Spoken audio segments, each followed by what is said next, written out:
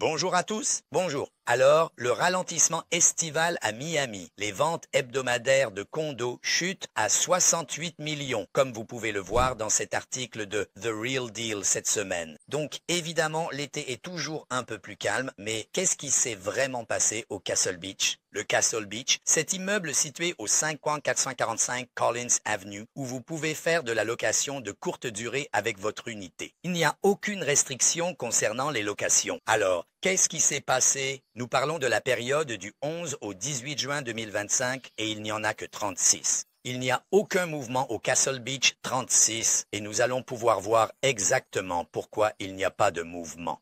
Peut-être que c'est pour la même raison que la dernière fois, celle dont je vous ai parlé, entre le promoteur qui a fait l'offre et le fait que cela n'a pas abouti. Donc, ce qui s'est passé, les gens et les propriétaires pensent que l'unité vaut 770 000 $ proposés par le promoteur. C'est très particulier, différent entre données proposées. Voyons cela de plus près et voyons ce qui s'est passé. Aucune vente conclue n'a été enregistrée cette semaine-là. Comme on peut le voir directement sur condoblackbook.com, cela reflète exactement qu'il n'y a, selon le MLS, aucune vente conclue enregistrée cette semaine. Vente récente et tendance des prix. Que s'est-il passé en mai 2025? On a vu 3 ventes conclues. Des studios de 390 et 400 pieds carrés vendus entre 215 000 et 250 000 $. Donc le prix moyen que vous voyez n'est pas de 770. C'est exactement le prix moyen global sur les 6 derniers mois.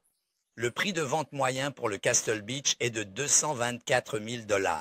Le prix moyen au pied carré est de 563 pieds carrés. C'est le prix moyen au pied carré dans le Castle Beach. Et le nombre de jours sur le marché est élevé. 281 jours en moyenne ici au Castle Beach. Aperçu de l'inventaire actuel. Voyons cela. 36 unités sont actuellement à vendre, allant du studio jusqu'à l'appartement de 3 chambres. Les prix vont de 269 000 $ pour le studio et pour le 3 chambres, ils se situent entre 1,25 et 5 millions. Les unités plus grandes et plus chères attirent un bassin d'acheteurs plus restreint.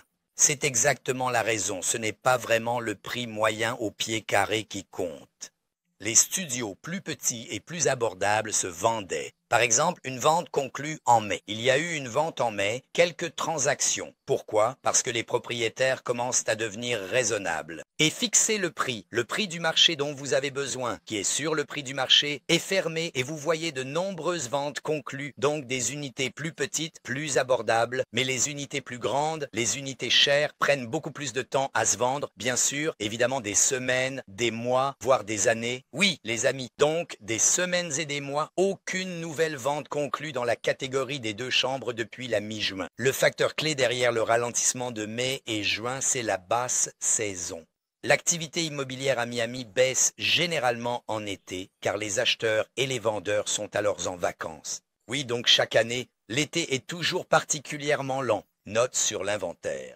Peu de nouvelles annonces à la mi-mois. Les quelques unités disponibles plus tôt en juin étaient toutes concernées par un décalage entre le prix et les attentes des acheteurs. La plupart des annonces actuelles sont élevées et hors de portée pour le segment d'acheteurs de masse actifs. Oui, les amis, habituellement au Castle Beach, c'est un investisseur qui fait le marché. C'est un investisseur qui souhaite acheter une unité au Castle Beach. Ils ne veulent pas l'acheter à un prix surévalué. Donc, les petites unités, studios ou une chambre pourraient continuer à voir de l'activité entre 200 000 $ et 400 000 $. Donc, c'est la moyenne pour le mois de mai. Voyons maintenant que les unités plus grandes, avec 2 chambres ou plus, en particulier celles listées à plus de 600 000 $, pourraient nécessiter un ajustement de prix ou un nouvel incitatif pour attirer les acheteurs, car sinon elles risquent de rester longtemps sur le marché. Oui les amis, attendez-vous à une légère hausse des ventes conclues à la fin de l'été ou au début de l'automne, surtout si le marché se calme et que les annonces sont renouvelées. Résumé de cette vidéo que vous devez garder à l'esprit. Du 11 au 18 juin, aucune vente conclue.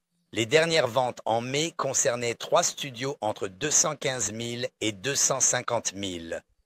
Ceci représente donc le prix moyen.